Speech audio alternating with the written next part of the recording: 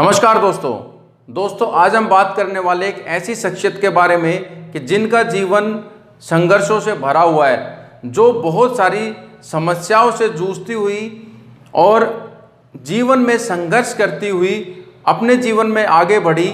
जी हाँ दोस्तों, मैं बात कर रहा हूँ द्रौपदी मुर्मू जी के बारे में, जो कि हमारे देश की राष्ट्रपति चुन ली गई है और वो 15th प्रेसिडेंट ऑफ इंडिया का कार्यभार अब संभालने वाली हैं। 25 तारीख को वो 15वें राष्ट्रपति का कार्यभार संभाल लेंगी। भारत सबसे बड़ा लोकतंत्र और उसके सर्वोच्च पद को वो संभालने वाली हैं। हुई कि एक राजनीतिक बात हुई कि हमारे पहले राष्ट्रपति कौन थे और अब कौन है। इससे पहले मैं आपको बता दूं कि वो राष्ट्रपति बनने से पहले झारखंड की गवर्नर भी रह चुकी है और बहुत सारे संवैधानिक पदों पर वो काम कर चुकी हैं। इसका मतलब आज कुछ लोग जो कह रहे हैं कि ये प्रेसिडेंट अभी तक कहाँ थी, हमें कहीं दिखाई नहीं दी, तो मैं उनको ये कहना चाह रहा हूँ कि वो इतने सारे संवैधानिक पदों पर काम करके आ चुकी है। इसका मतलब वो राजनीति में तो बहुत दिनों से सक्रिय है। ये तो हुई राजनीतिक बात। अब हम कुछ ये बातें जानेंगे कि कैसे हम उनके जीवन से सीख सकते हैं, वो हमें क्या सिखा सकती हैं, उनका संघर्षों भरा जो जीवन है वो हमारे लिए किस तरीके से प्रेरणादायक हो सकता है। दोस्तों, इनका जन्म हुआ 1958 में। अब उन्होंने क्या क्या पाया, उससे पहले मैं आपको ये बता दूं कि उन्होंने अपने जीवन में क्या क्या खोया। 1958 में उनका जन्म होता है। उनकी शादी के बाद सबसे पहले उन्होंने अपनी डॉटर को खोया। 1984 में किसी तरीके से वो आगे बढ़ी, अपने परिवार को आगे लेते हुए, परवरिश करते हुए जब वो आगे बढ़ी तो 2010 में उन्होंने अपने पहले बेटे को खोया। इससे भी उन्होंने हार नहीं मानी, किसी तरीके से अपने आप को संभाला। लेकिन ठीक 2013 में, यानी कि लगभग चौथे साल के बाद, उन्होंने अपने दूसरे बेटे को भी खोया।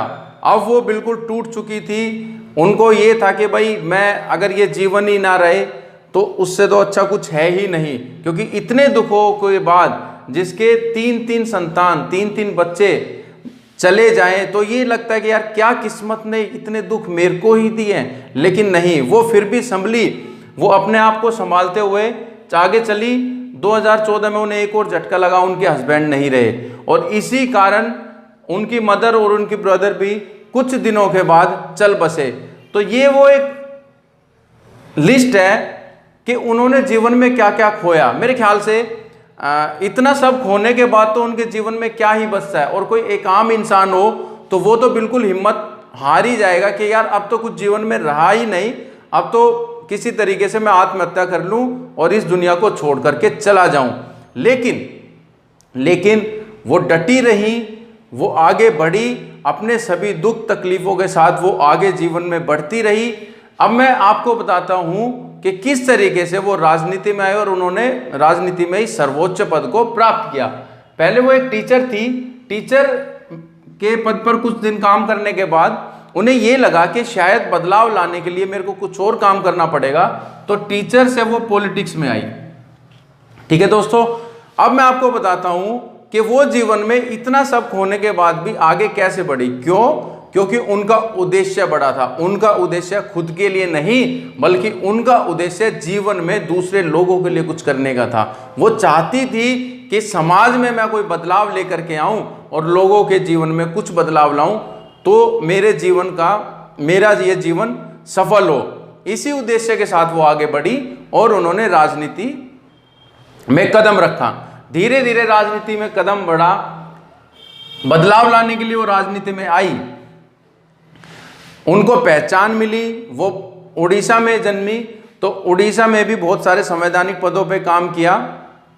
उसके बाद वो झारखंड की गवर्नर भी बनाई गई। गवर्नर का पद भी बहुत बड़ा पद होता है, बहुत बड़ा संवैधानिक पद होता है, उस पर जाना इतना आसान नहीं है। कुछ अपोजिशन वाले ये कह रहे हैं कि ये एकदम से उठा करके ले आए। नहीं भाई, आप ये देखो कि वो किन किन पदों पर रह गए। जैसा कि मैं पहले भी कह चुका हूं कि वो राजनीति में नहीं है। कुछ लोग तो यार अपनी विरासत में मिली हुई चीजों को नहीं संभाल सकते, वो तो अपने आप खुद के दम पर आगे बढ़ी हैं और इस सर्वोच्च पद को उन्होंने प्राप्त किया है। हम उनके जीवन से क्या क्या सीख सकते हैं? देखो, हम उनके जीवन से सीख सकते हैं कि हमारा उद्देश्य बड़ा होना चाहिए।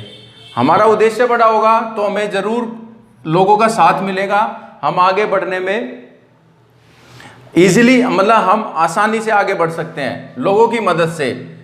अब जो लोग ये कह रहे हैं कि वो एकदम से कहां से आई, देखो भाई मैं आपको बताता हूं, वो एक डायमंड है, डायमंड, हीरा। हीरा जब सामने आता है तभी उसकी चमक दिखाई देती है। अगर वो हीरा कहीं छुपा हुआ है, खजाने में कहीं दबा हुआ है, तो क्या वो हीरा नहीं होता? यार कोयला तो आसानी से मिलता है, कोयला तो आप कहीं पर भी ले लो, कहीं पर भी मिल जाएगा। लेकिन हीरा जो होता है, हीरे को तराशा जाता है, उसके बाद वो हीरा बनता है, तो वो एक दिन में नहीं बनता। तो ये सेल्फ मेड पर्सन है, वो जब आई है इस समाज के बीच में, तो इस समाज ने उनको तराशा है, उन्होंने इस जीवन से सीखा है, संघर्षों से सीखा है, मुसीबतों से सीखा है, समस्याओं से वो लड़ी है, तब उन्होंने अपने जीवन में कुछ सीखा है। तो वो तो भाई एक तरीके से हिडन ट्रेजर है। तो ट्रेजर छुपा हुआ हो तो भी वो ट्रेजर ही होता है, खजाना खजाना ही होता है। वो एक डायमंड है, वो कोयला नहीं है कि हर जगह से एकदम से इजीली उपलब्ध है। बहुत सारे लोग, तो मैंने आपको पहले भी बताया कि कुछ चीजें मिली हैं, उन्हीं को नहीं संभाल पा रहे हैं। वो हम सबके लिए, यूथ के लिए इंस्पिरेशन है कि दुख तकलीफ तो जीवन में आएंगी, लेकिन हमें डटे रहना है मैदान में, हमें डटे रहना है उस क्षेत्र में जहां पर हम संघर्ष कर पाएंगे। हम रियल फाइटर कब बनेंगे? वो एक रियल फाइटर है। हम रियल फाइटर कब बनेंगे? जब हम संघर्षों से नहीं डरेंगे, जब हम समस्याओं से नहीं डरेंगे, तभी हम एक रियल फाइटर कहलाएंगे। हमें मैदान छोड़कर भागना नहीं है भाई। एक योद्धा कभी मैदान छोड़कर नहीं भागता, क्योंकि जो मैदान छोड़कर भागता है वो कायर कहलाता है। इसलिए एक योद्धा की तरह हमें रहना है, हमें मैदान नहीं छोड़ना, लड़ते रहना है अपने दम पर।